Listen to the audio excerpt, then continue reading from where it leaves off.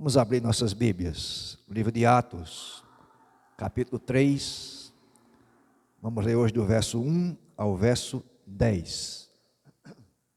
Atos 3, de 1 a 10, texto maior é Atos 3, de 1 a 26, mas nós vamos dividi-lo nessas duas partes, e esse texto de Atos 3 traz para nós o tema, o poder do nome de Jesus Cristo.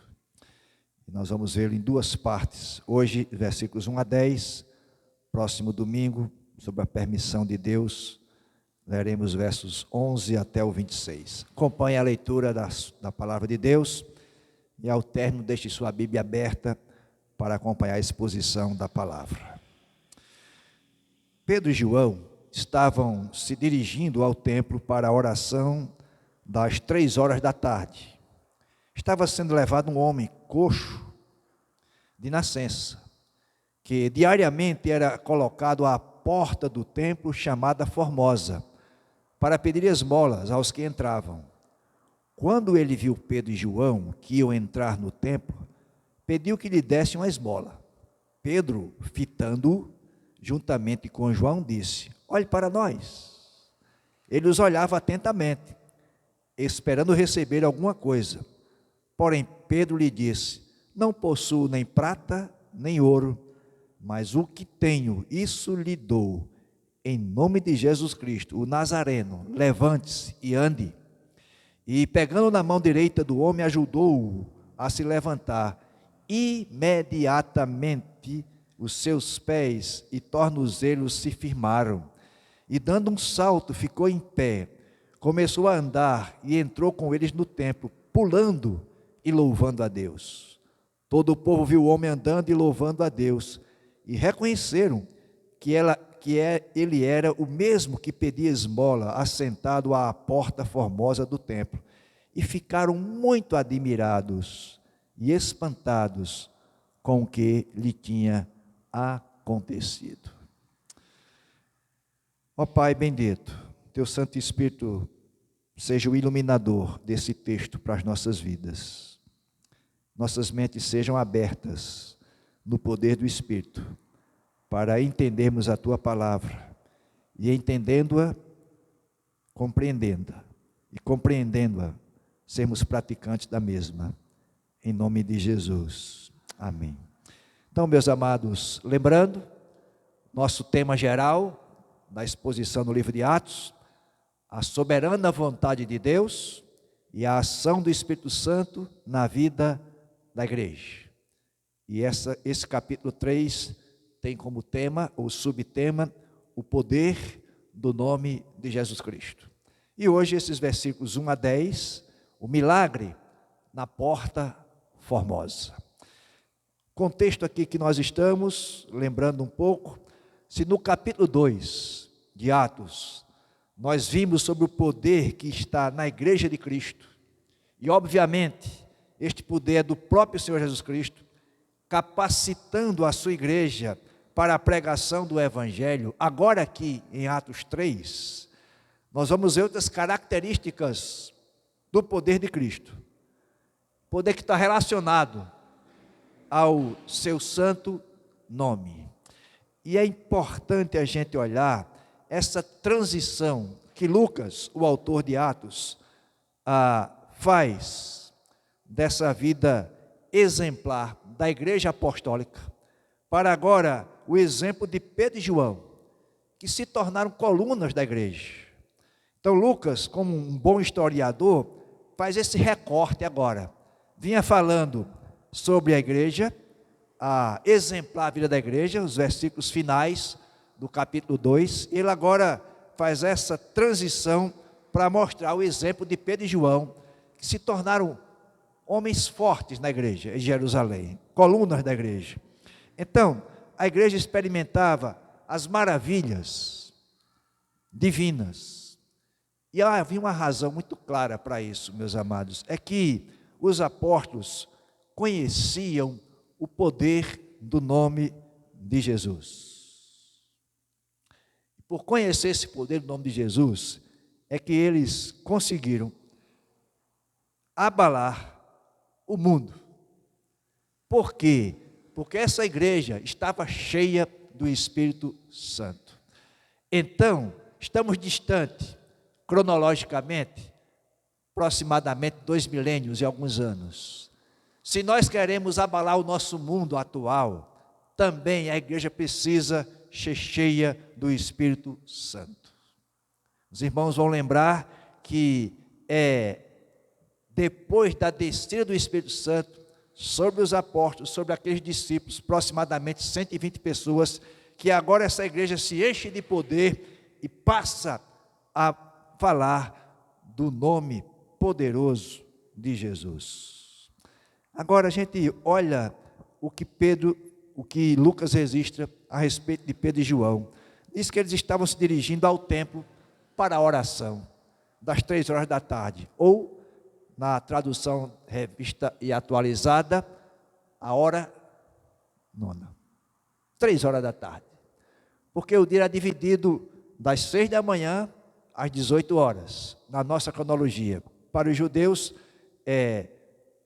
6 da manhã começa, termina 6 da tarde. E o tempo é dividido em 3 etapas, 3 momentos de oração. De manhã, meio-dia e às 3 da tarde. E esse momento das 3 da tarde era também o momento do sacrifício da tarde. Havia um sacrifício de manhã e um sacrifício à tarde. Aí você olha, mas Pedro e João agora não são convertidos a Jesus? Sim, mas eles não deixaram a sua tradição. Ainda estava nesse período de transição da religião judaica que eles adotavam para a religião cristã. Então eles vão ao templo orar. Não foram oferecer sacrifício mais, porque Jesus já tinha feito o sacrifício perfeito e eficaz, mas vão orar. E Lucas chama a atenção disso, né? Que diz lá, estavam se dirigindo ao templo para a oração. Se eles fossem fazer o sacrifício, Lucas teria dito, e o sacrifício? Mas note que ele coloca só oração. Então Pedro e João estão indo orar. Costume, portanto, desses apóstolos. Meus amados, qual a lição para nós aqui? É que Pedro e João eram homens de oração. Eles entendiam claramente que Deus é mais importante do que a obra de Deus. Por isso que eles procuravam a Deus, para depois fazer a obra de Deus. É como a gente costuma dizer, a obra que nós temos para fazer, a pregação do Evangelho, primeiro Deus trabalha em nós, para depois trabalhar através de nós. E, portanto, o recurso da oração é algo que está à nossa disposição. Orar para fazer a obra que o Senhor tem para nós. E então, o que é que nós temos aqui nesse relato em Atos 3, de 1 a 10? O primeiro milagre da era apostólica. Mas lá no Evangelho eles saíram e realizaram alguns prodígios e sinais. Verdade, mas ainda estava com a presença de Jesus, física. Agora não mais. São apenas os apóstolos agora, e esse é o primeiro milagre da era apostólica. E Lucas registra isso para mostrar que agora os apóstolos eram os instrumentos de Deus que ele ia usar para realizar os milagres. E nós vamos ver isso na continuidade do livro de Atos. Volte seus olhos para o versículo 43 do capítulo 2, onde Lucas registra: em cada alma havia temor, e muitos sinais e prodígios eram feitos por meio dos apóstolos. Notem, muitos sinais e prodígios. Lucas fez apenas um recorte de um aqui, a cura desse aleijado, desse coxo, mas disse que muitos sinais e prodígios eram feitos. Ou seja, nós precisamos olhar para isso e saber que Deus está usando especificamente esses apóstolos para solidificar a mensagem de salvação em Cristo Jesus. É bem verdade que em nossos dias há uma grande ênfase dada aos milagres. Isso tem causado em alguns momentos confusão. E deixe-me tentar explicar isso.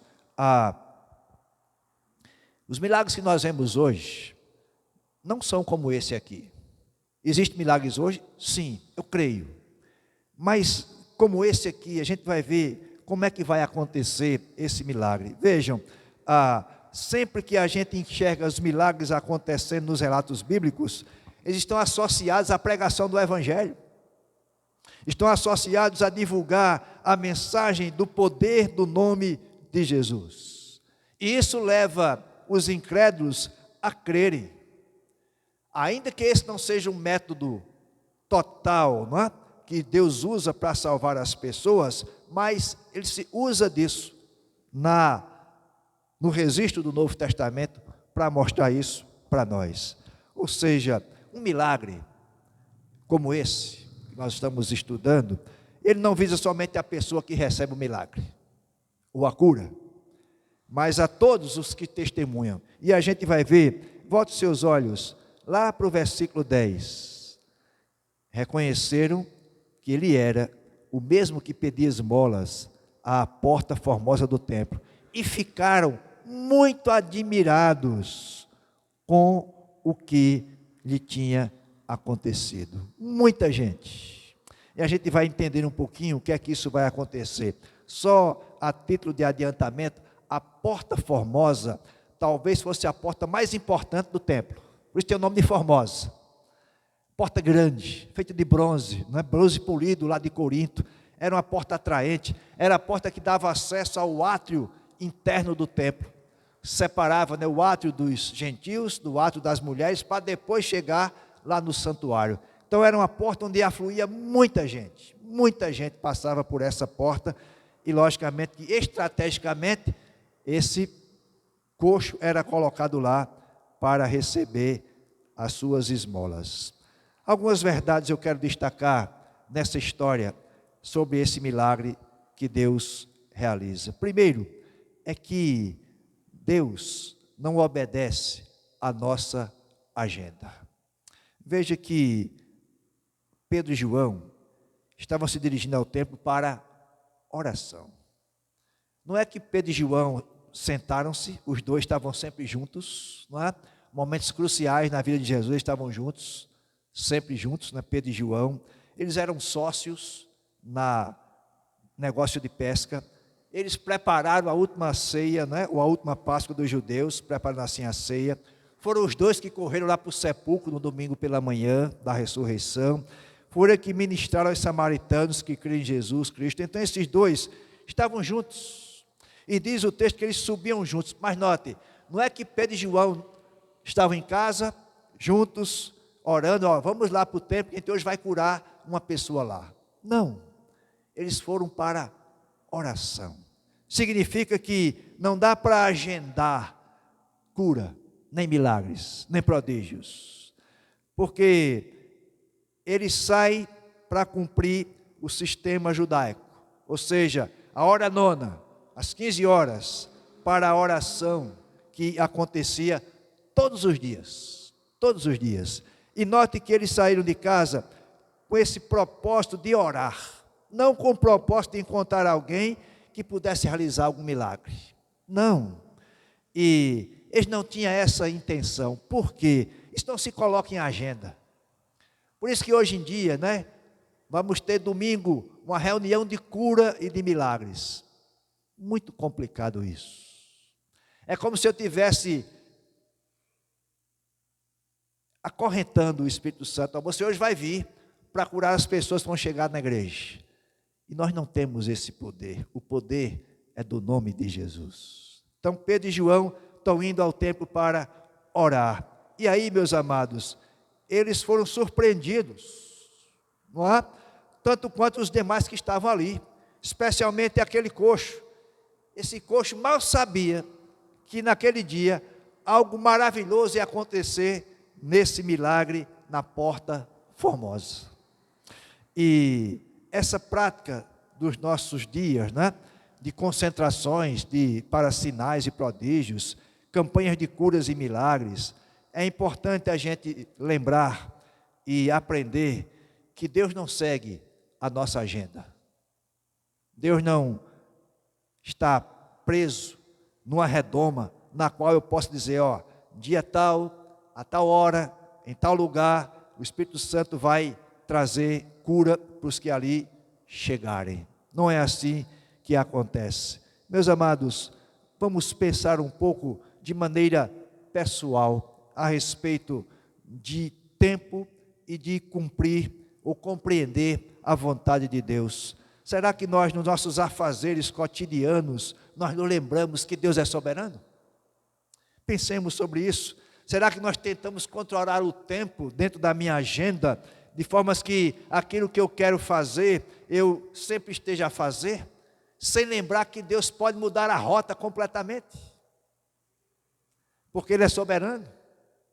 Pode ser que eu até projete, e não é ruim fazer projetos, não é? Planejamentos, isso é bom, mas a gente tem que ser flexível e submeter os nossos planos e projetos à direção de Deus. É isso que Tiago diz, não é? Que é a vida de vocês. Vocês nem sabem amanhã. Então você pode planejar? Sim, é bom planejar, mas saber que a mudança de rota Deus pode fazer no nosso dia a dia e com um propósito: usar nossa vida de maneira que nós glorifiquemos o nome dEle. Louvado seja o Senhor por isso. Segundo aspecto que eu destaco dessa história é que essa história ressalta a miséria humana. Versículos 2 a 5, diz que estava sendo levado um homem coxo, e note, de nascença. Ele nasceu assim esse homem, e diz que ele diariamente era colocado lá na porta do templo, chamada Formosa, para pedir esmolas. E meus amados, esse homem coxo era um mendigo, passava lá o dia pedindo esmolas, vivia disso. E a gente precisa entender o contexto disso. Esse homem não podia fazer nada na vida dele, a não ser pedir esmolas. Porque, naquele tempo, um deficiente físico não aprendia nenhuma profissão. A sua vida era somente de mendicância. Naquele tempo não tinha o Saracubicheque em Brasília, não tinha a ACD, né, para cuidar dos que têm problemas de mobilidade. Não tinha nada disso. Então, era quase como alguém que vivia à margem. O que restava para ele eram os seus familiares ou amigos trazê-lo e colocá-lo em algum lugar para ele pedir esmolas, para a sua sobrevivência. E era isso que acontecia com esse homem. E a gente vai entender, lá no capítulo 4, que esse homem tinha isso há 40 anos. Então, provavelmente, no mínimo há 30 anos ele era colocado naquela porta para pedir esmolas. Todos os dias. E meus amados, uma deficiência física no primeiro século era quase que uma sentença de morte, ou uma condenação à vida de pobreza. Se ele recebesse esmolas naquele dia, teria a alimentação daquele dia, senão ia padecer mesmo. E muitas vezes acontecia que eles eram marginalizados por duas razões. Eram considerados ou moralmente ou espiritualmente inferiores. Volte sua Bíblia aí, João, capítulo 9. João 9, versos 2 e 3. João 9, 2 e 3.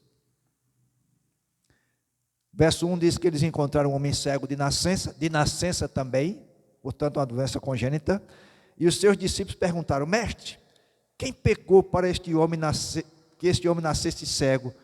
Ele ou os pais dele? Jesus respondeu: nem ele pecou, nem os pais dele, mas isso aconteceu para que ele se manifestasse as obras de Deus. O que é que isso significa para nós? Os discípulos não foram maldosos nessa pergunta. Era o que se tinha à época o entendimento, não é? E eles querem encontrar um culpado para a cegueira daquele homem. Assim como alguém podia perguntar: quem pecou? Foi esse homem ou foi os pais dele para ele nascer coxo? Já que essa é uma doença congênita. E meus amados, para entender isso, a gente precisa buscar o contexto maior. Será que as doenças ou deficiências físicas são um castigo pelo pecado? O entendimento dos discípulos era saber disso. Jesus respondeu que não. Nem ele pecou, nem os pais dele. Então, o que é que a gente pode responder essa pergunta hoje? Será que as doenças, as deficiências são castigo pelo pecado? Sim e não. E vou esclarecer. É correto atribuir as doenças como um todo e deficiências ao pecado de modo geral, porque sem o pecado era somente perfeição. O que entrou em nossas vidas depois do pecado foi a desordem na criação perfeita da ordem criada. Então as doenças todas vêm pelo pecado, mas não porque é errado imaginar que podemos identificar o pecado específico para a causa de uma doença ou deficiência. Então alguém é doente ou recebeu uma doença ou uma deficiência física de nascença ou não, e a gente vai buscar um pecado, foi porque ele fez isso ou fez aquilo. Não é assim que a gente deve entender. E meus amados, é possível a gente associar uma enfermidade a um pecado específico. Quero um exemplo, um problema de doença no fígado decorrido do alcoolismo. Então a gente pode identificar, essa doença é decorrente do pecado do alcoolismo. Aí sim, mas no geral a gente pode entender que as doenças como um todo advêm do pecado primeiro, mas a gente não pode atribuir que uma doença ou uma deficiência é por causa de um pecado específico. Não é. Então, entendamos isso. Então, aquele mendigo aleijado está estrategicamente colocado junto à porta formosa para receber esmolas. Ele está contando com a benevolência dos que vão chegar ali ao templo para adorar a Deus. Aí veja o versículo 3. Quando ele viu Pedro e João que iam entrar no templo, pediu que lhe desse uma esmola. Meus amados, é provável que várias vezes Pedro e João passaram por esse coxo. É provável. Já que eles iam todos os dias ao templo orar, e todos os dias esse homem estava lá. Mas nesse dia foi especial, não é? E a gente vê que Pedro não demonstrou estar preocupado com a situação econômica e social daquele homem. Quando ele olhou para aquele coxo mendigo, diz o texto, quando ele viu Pedro, que ia entrar no templo, lhe pediu que desse uma esmola. Versículo 4, Pedro fitando juntamente com João, ou seja, Pedro olhou fixamente, com atenção. Naquele dia foi especial. Pedro olhou para aquele homem com compaixão, não é? Lembrando do que Jesus fazia quando olhava para as pessoas. Agora vejam, é interessante que Pedro e João disse, olhe para nós. E meus amados, parece interessante, olhe para nós.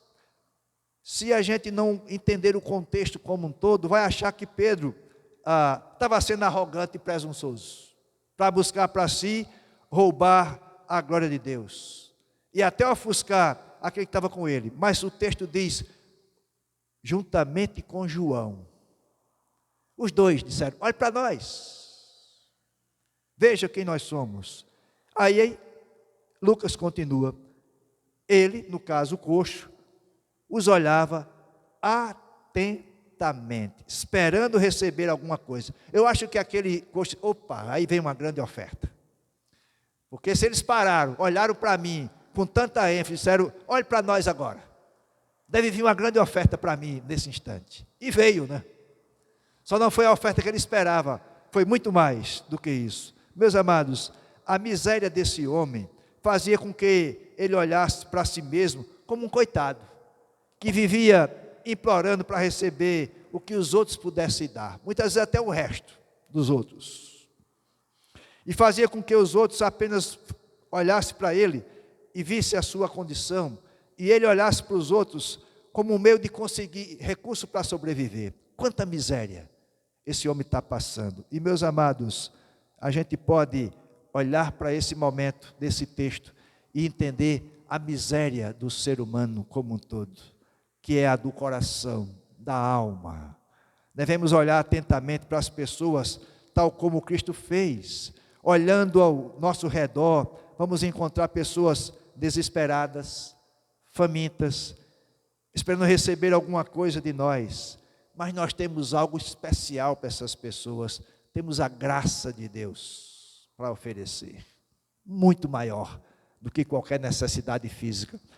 Se pudermos ajudar na necessidade física, o façamos. Mas nós temos, como Pedro e João, a gente vai ver agora no texto, algo muito maior para oferecer a esses que estão na miséria. Nós precisamos mostrar, meus amados, que o homem vive na miséria do pecado. O homem vive distante de Deus porque rejeita a Jesus. O homem vive na miséria do pecado porque não se curva diante de Deus. E nós que temos essa mensagem da cruz, a mensagem que transforma a vida, porque tem o poder de Cristo nessa mensagem, a gente precisa dizer para as pessoas: olhe para nós, não como prepotentes e arrogantes, mas como aqueles que podem oferecer uma mensagem da graça de Deus e de graça. O terceiro aspecto dessa história é que ela acontece para a glória de Deus. Versículos 6 a 10. Pedro, porém, lhe disse: não possuo nem prata, nem ouro, mas o que eu tenho, isso lhe dou. Em nome de Jesus Cristo, o Nazareno, levante-se e ande. Meus amados, eu acho que quando Pedro diz isso, olhe para nós, e eu tenho algo para lhe dizer, eu não tenho nem prata nem ouro. Eu acho que o semblante daquele homem decaiu. Agora há pouco eu estava esperando uma grande oferta, ele não tem ouro nem prata para me dar. Mas aí Pedro vai dizer para ele: eu tenho algo infinitamente mais caro e mais precioso para dar a você. Não é? É a cura, em nome de Jesus Cristo, o Nazareno. E meus amados, aquele que fora insultado, espancado, humilhado, torturado, morto, era justamente aquele que podia dar vida, saúde e restauração àquele coxo. Em nome de Jesus, traz consigo a sua revelação gloriosa.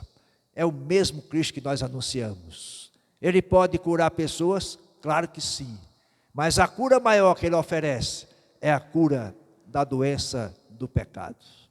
E essa é a que nós temos que anunciar. À semelhança de Pedro, nós também podemos ter um pouco de recurso financeiro para ajudar uma pessoa. E se o tivermos, o façamos. Mas nós temos a graça de Deus que pode transformar as vidas.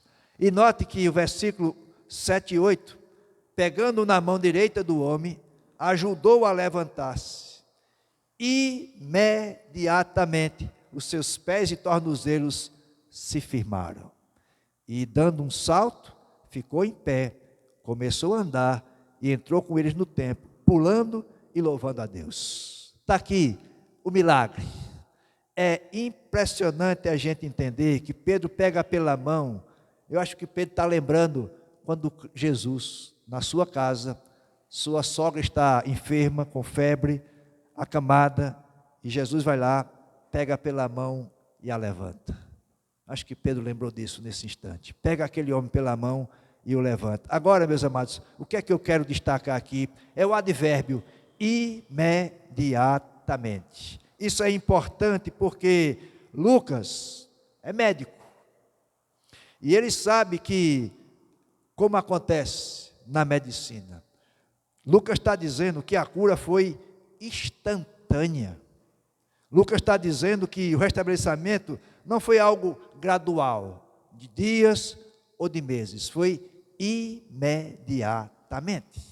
O que é que isso significa para nós? É que aquele que nunca der um passo nos seus 40 anos, e veja aí capítulo 4, verso 22, para confirmar essa informação. Ora, o homem que tinha sido operado esse milagre de cura, tinha mais de 40 anos de idade. Então, esse homem nunca dera um passo. Agora, Pedro pega ele pela mão e o ergue, e em nome de Jesus, diz o texto que ele sentiu os pés e os tornozelos se firmarem, a tal ponto de ele poder não somente andar, mas diz o texto de saltar e pular. Isso lembra o profeta Isaías, falando sobre a era messiânica. Volte lá, as páginas da sua Bíblia, Isaías 35.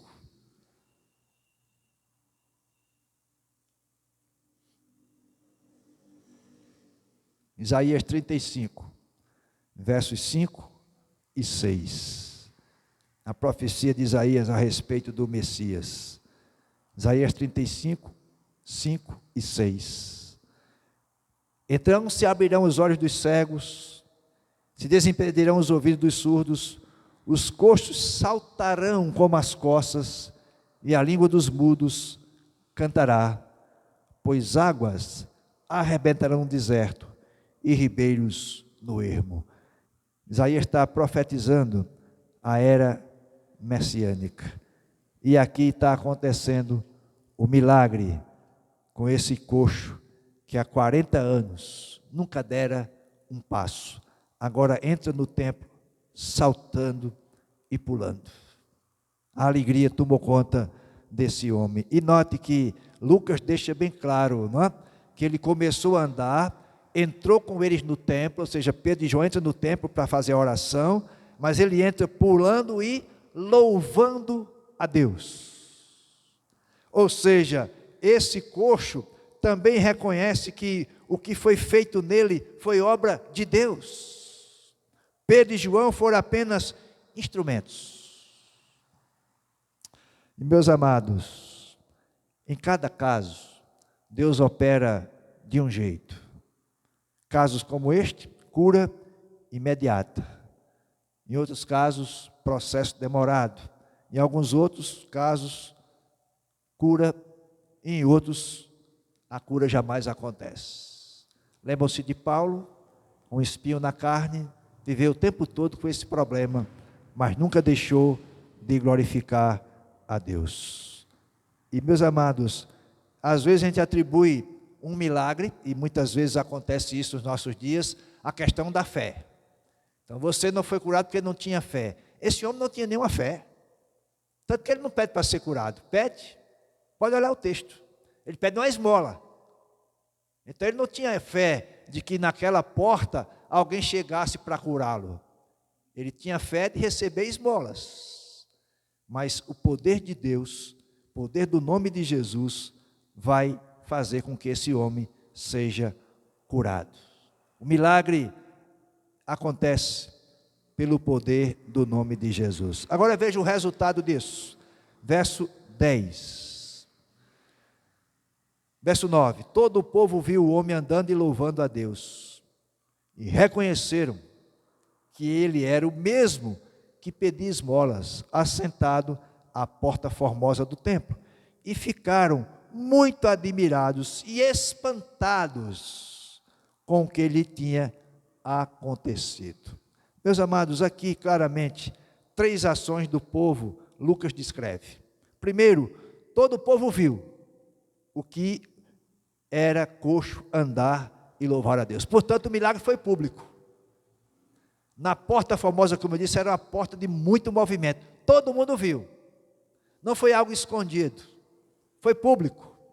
E mais, todo o povo reconheceu, mostrando assim a veracidade do milagre. Não era alguém desconhecido, era alguém que era conhecido. Estava ali naquela porta há aproximadamente 40 anos. Portanto, todo mundo conhecia aquele mendigo, coxo. Mas agora estão vendo esse homem andar, pular, saltar e louvar a Deus. A outra atitude do povo, todo o povo se encheu de admiração e assombro diante do fato, pois presenciaram ali um verdadeiro milagre. O milagre da porta formosa. Lucas resiste a isso com muita propriedade. E meus amados, é importante a gente destacar aqui, porque é que o povo ficou admirado e assombrado. Ou seja, não é que eles creram quando viram isso. mas eles não tiveram como esconder isso. Não tiveram como dizer, não, isso não foi milagre não, isso foi alguma arrumação. Não, porque todo mundo conhecia aquele homem, estava ali há 40 anos, todos os dias. Meus amados, milagres, Deus opera segundo o seu propósito, e o propósito maior é para a glória dele mesmo, para revelar aos homens a sua graça, seu poder, sua misericórdia, poder capaz de transformar uma vida, só o nome de Jesus Cristo, o Nazareno. Foi isso que Pedro disse, não tenho ouro nem prata, mas o que eu tenho te dou, em nome de Jesus Cristo, o Nazareno, levante-se e ande. Por que Lucas registra isso também, Jesus Cristo, o Nazareno? Porque era assim que ele era conhecido em Jerusalém. Então Pedro está dizendo, nas suas palavras, e Lucas registra, que essa cura, esse milagre, é no poder de Jesus, que vocês sabem quem é. É Ele que tem poder para fazer isso. É no nome dEle que pode acontecer o milagre. Algumas lições e aplicações para nós, olhando esse texto. Primeira, o poder de Deus sobre todas as coisas. Não há impossíveis para Deus. Ele pode curar, restaurar, libertar. Ele pode fazer isso hoje? Pode. Ele é soberano, age quando quer e como quer e em quem quer. Só que milagres como esse, eu não consigo mais enxergar hoje. Porque se você olhar o detalhe aqui do milagre, ele tem algo diferenciado. Houve um comando de Pedro. Eu acho que hoje, entendo assim, que há curas, milagres, através da oração. Quer um exemplo disso? Eu, curado por conta das orações que Deus ouviu. Mas aqui Pedro dá um comando, levante-se e ande, na hora, imediatamente. Entenderam a diferença? Então, milagres como esse relatado aqui, nós não vemos mais depois da era apostólica. Se isso fosse real hoje, pastor, se eu creio no dom de cura, creio, mas é possível que seja dessa maneira. Eu creio hoje muito mais na cura, no milagre, através da oração. E essa é a segunda lição que eu quero destacar para nós. A natureza do dom de curar foi dada aos apóstolos.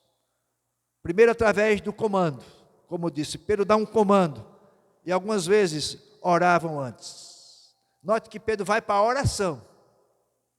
Pedro e João não estavam orando antes do milagre. Eles vão orar, chega lá e encontra com esse mendigo coxo, e Pedro dá um comando, em nome de Jesus Cristo, o Nazareno, levante-se e ande. E o texto diz que imediatamente esse homem orou, levantou-se e foi curado. Como eu disse, é uma lição para nós. Deus tem poder para curar total. Mas como esse aqui, o dom de cura é difícil de a gente enxergar hoje. Quer dizer, eu não tenho dom de cura. Não tinha posto a mão, no meu câncer, tinha orado, Deus tinha curado imediatamente. Mas eu tenho o dom de orar. Assim como os irmãos também oraram, e muitos irmãos oraram ao longo desse Brasil pela minha cura. E Deus curou. Propósito dele. Então prestemos atenção nisso, como Lucas registra isso para nós. Uma terceira lição para nós, e aplicação, é que este homem não pediu para ser curado. Como eu falei, você não vai encontrar, ele pediu a esmola, mas para ser curado não. Ou seja, a gente pode até levantar a questão, será que esse homem tinha fé para ser curado? Bom, segundo o texto, Lucas não registra isso. Mas era propósito de Deus para curar esse homem. Estava acima do que ele tinha de fé, porque tinha um propósito maior. Qual era o propósito? Era abrir espaço para a pregação de Pedro, que a gente vai ver próximo domingo, se Deus permitir. Pregação de Pedro no templo. Então esse milagre tinha um propósito maior, que era Pedro ter espaço para pregar o evangelho. Agora, para toda a liderança religiosa judaica, que está lá, reunida no templo. E meus amados, qual o recurso da igreja? Primeiro, manter o olhar compassivo, olhar para as pessoas. Versículo 3 diz isso para nós. O homem viu João, Pedro e João, a entrar no templo. E Pedro o fitou, olhou para ele. E é o segundo recurso da igreja, que a igreja tem: pregar com graça e com verdade. Olhar para as pessoas com olhar compassivo, pregar com graça e com verdade. E em terceiro lugar, discipular através de relacionamentos. É isso que a igreja tem como recursos para continuar a obra de Jesus. O recurso da igreja para levar as pessoas, versículos 9 e 10, nos faz olhar para isso. Salvação, cura do pecado, alegria, louvor e encantamento. Isso é a nossa responsabilidade como igreja nos dias atuais. Que o Senhor nos ajude a andar assim, olhando para Jesus, autor e consumador da nossa fé. Que Ele nos abençoe. Baixe sua cabeça. Quero orar com você nesse instante. Ó Senhor, Deus de bondade e misericórdia, louvamos o Teu nome, Senhor, porque assim como usaste Pedro e João para a cura desse coxo, há 2000 anos atrás, Tu podes usar a Tua igreja, Senhor, para levar a cura da doença maior, que é o pecado. Usa-nos como igreja, usa-nos como instrumentos Teus, para que nós façamos a Tua obra em nome de Jesus. Com todo o poder que o nome de Jesus tem, Senhor, possamos ter olhar compassivo, possamos ter a mensagem da cruz de Cristo, possamos ter a dimensão de levar cura, salvação, libertação, Senhor, que o nome de Jesus traz. Usa a Tua igreja, Senhor, nessa direção. A cada um de nós desperta o desejo de sermos testemunhas do Teu Evangelho por onde formos e passarmos. Nós oramos assim, em nome de Jesus. Amém, Jesus. Amém. Fique de pé para receber a bênção dos apóstolos nesse